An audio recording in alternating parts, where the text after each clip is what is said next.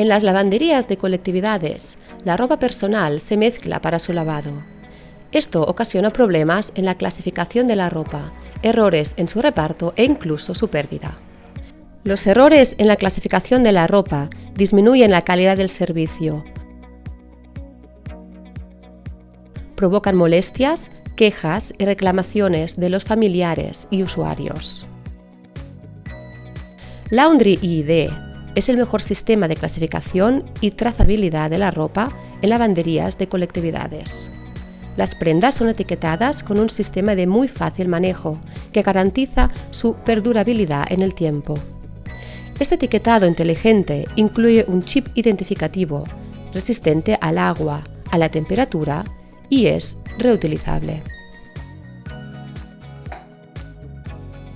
El sistema identifica la prenda durante el plegado, indicando en la pantalla si se trata de una prenda o una cubeta y mostrando el nombre y la imagen del residente al que pertenece.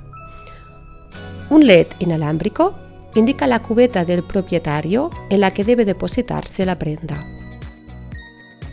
De esta forma, los trabajadores gestionan la lavandería con facilidad y clasifican la ropa con un margen de error cero.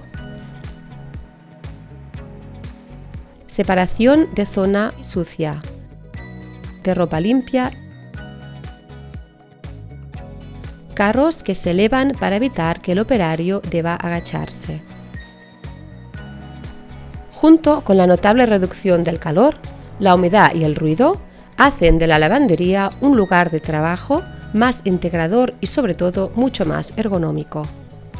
La apuesta por este servicio convierte a la lavandería en una unidad de valor añadido dentro del centro residencial y contribuye a la generación de nuevos puestos de trabajo para un colectivo muy capaz, pero con enormes dificultades para su inserción laboral.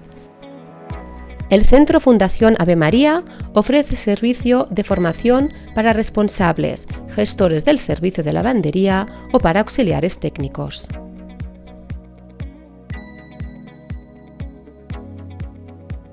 Lavanderías con impacto económico y social.